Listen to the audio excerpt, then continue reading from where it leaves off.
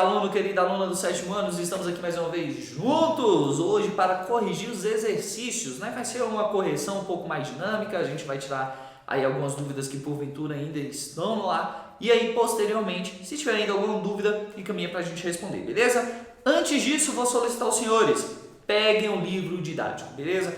É importante para acompanhar as perguntas, professor, mas eu respondi no caderno. Mas eu preciso que você acompanhe comigo a leitura das perguntas. Então dá um pause aí no seu vídeo, corre lá, pega o seu livro, volta e continua assistindo o vídeo, beleza? Dá um pause aí e vai lá. Foi lá? Voltou? Perfeito. Então vamos lá para a questão 1 da página 50, que diz o seguinte. Tem duas imagens aí.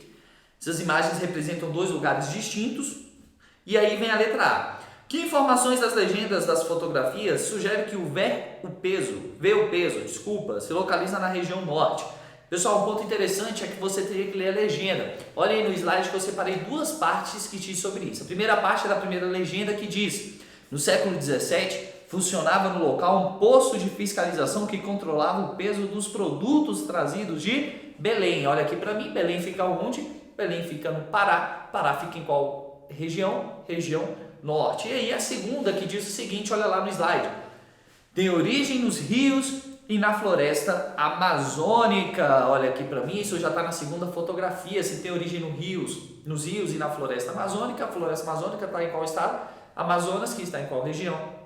Região norte. E aí tem outras partes também que podem deduzir isso. Beleza? Essas duas são as mais diretas. Item B. Que influência dos rios e da floresta pode ser identificada no ver do peso?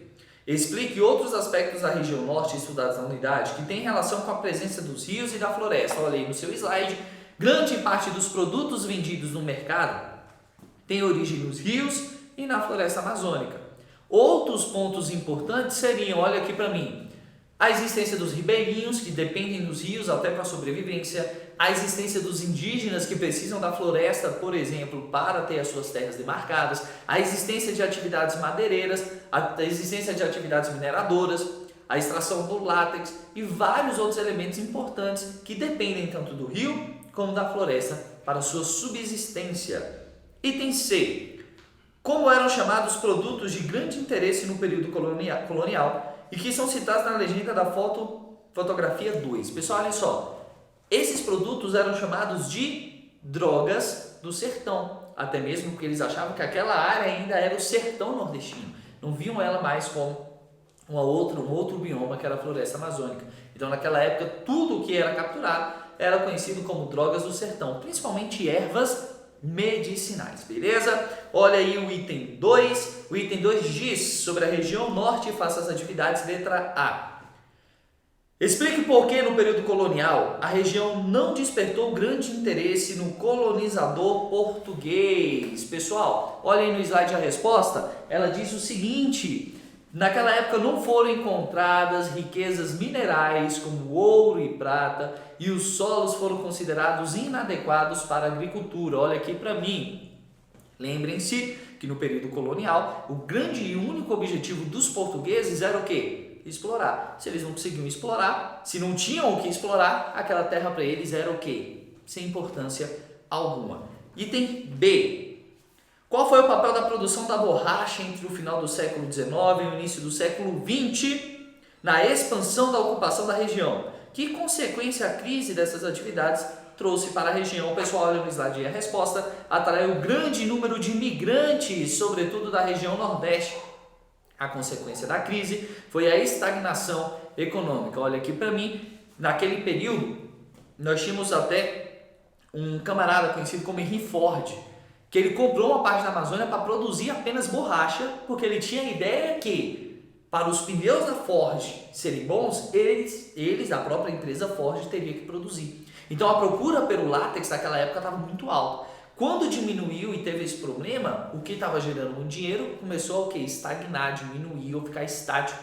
E aí foi a grande consequência da crise para a região norte, beleza? Então aí a gente tem um ponto importante que vai ser então a atração de algumas pessoas, principalmente nordestinos, que já estavam passando por crise, e ao mesmo tempo depois a consequência da estagnação econômica. Item C. Que fatores impulsionaram a migração para a região a partir do final da década de 60? Olha aí no seu slide que diz: O incentivo do governo federal nos projetos de construção de rodovias, implantação de indústrias e expansão de agropecuária e do extrativismo mineral. Pessoal, olha aqui para mim, ponto importante. Nesse período, nós já tínhamos um governo anterior, que era o governo de JK, que queria integrar o país. Inclusive, colocou a capital aonde? No interior, construiu Brasília. Só que o projeto de integração continuou. E aí a gente viu Transamazônica, a construção da rodovia Transamazônica, criação da Zona Franca de Manaus, com a criação de vários empregos, empresas transnacionais indo para lá. Então o objetivo era aproximar essa região. Então os projetos de integração em vários ramos causaram essa migração para a região. Beleza? Questão 3. A questão 3 diz: mesmo com muitas pessoas vivendo no campo, na região norte a maior parte da população está nas cidades. Como ocorre nas demais macro-regiões brasileiras? Explique os fatores desse predomínio da população urbana na região norte. Pessoal, olha aí no seu slide. Então a questão 3 que vai dizer o seguinte: a concentração de terras no campo e o fracasso de projetos agropecuários voltados para atender os pequenos produtores. Olha aqui para mim o que é a concentração de terras. Quando grandes fazendeiros têm muitas terras, e é o menor número, e pequenos fazendeiros não têm nenhuma terra ou têm pequenas terras, muitas vezes são improdutivas. Então essa distribuição desigual de terras é um dos fatores que fazem com que as pessoas saem do campo porque estão devendo, porque não tem como produzir, acabam vendendo as suas terras ou perdendo suas terras porque não tem como pagar, e aí vão para a cidade. E o segundo fator são os projetos voltados para agropecuária que não deram certo, foram fracassados.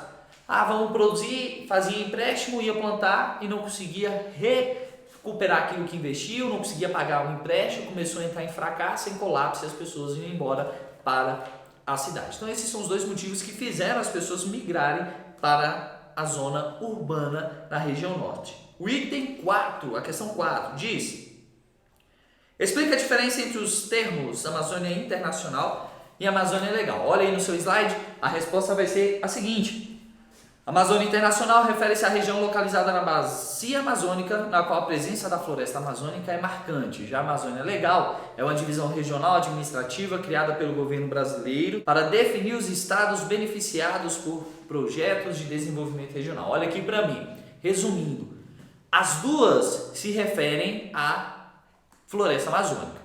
Porém, uma é na sua extensão natural, e aí floresta internacional, floresta amazônica internacional, Amazônia internacional, porque ela abrange vários países. Lembre, a floresta amazônica não é privilégio do Brasil. A maior parte está no Brasil, mas ela se encontra em vários países. A Amazônia Legal é a parte referente da floresta só no Brasil, porque é aquela área que vai receber investimentos. Beleza? Então as duas abrangem a mesma área, o mesmo elemento, a floresta amazônica. Uma na sua questão de estrutura, extensão, que abrange outros países, por isso internacional. A outra é uma política pública voltada para investimento apenas no território brasileiro.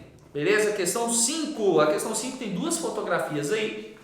E essas fotografias representam serviços. O primeiro é a construção de uma ferrovia no Nordeste, a segunda é a indústria automotiva também no Nordeste.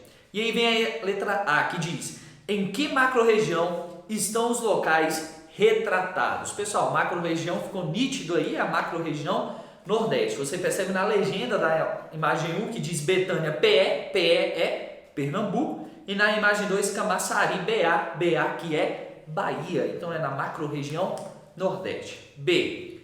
Que atividades econômicas foram mostradas? Pessoal, atividade primeiro da construção civil, podemos dizer assim, que é uma construção de uma ferrovia, e a segunda de uma indústria. Então olha aí no slide a resposta bonitinha, industrial referente à segunda e a construção referente à primeira.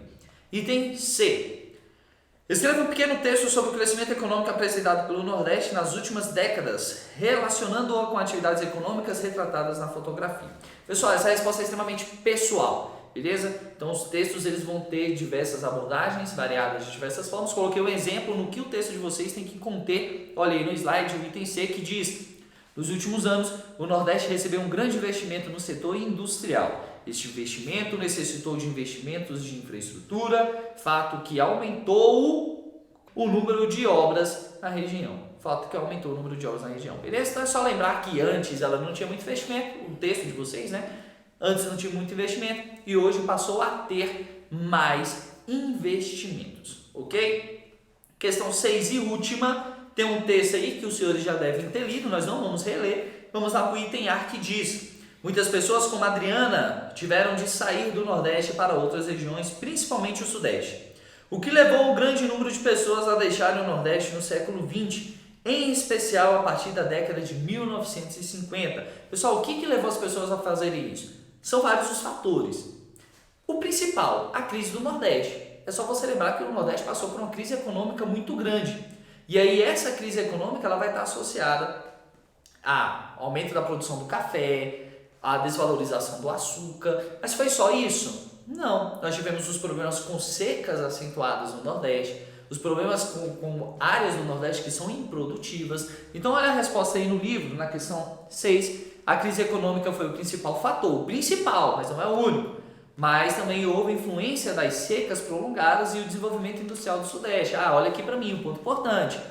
Sempre que uma pessoa sai de um lugar, necessariamente, ela não sai só por fatores repulsivos. Ela não sai só porque ela foi expulsa, ela pode sair porque ela também foi atraída. E aí o desenvolvimento do Sudeste também atraiu muitas pessoas para o trabalho em indústrias. O item B diz: o texto apresenta um exemplo, entre vários outros, de pessoas que retornaram para o semiárido e conseguiram tirar o seu sustento da terra. No caso de Adriana, o que possibilitou que ela voltasse e permanecesse no semiárido? O pessoal ficou nítido que foi a construção da cisterna de 16 mil litros e, além disso, a produção agrícola que ela conseguiu desenvolver ali, provavelmente com um projeto de irrigação, por ter água agora da cisterna. Então, começou a produzir alguns produtos agrícolas e conseguiu ali se manter, beleza?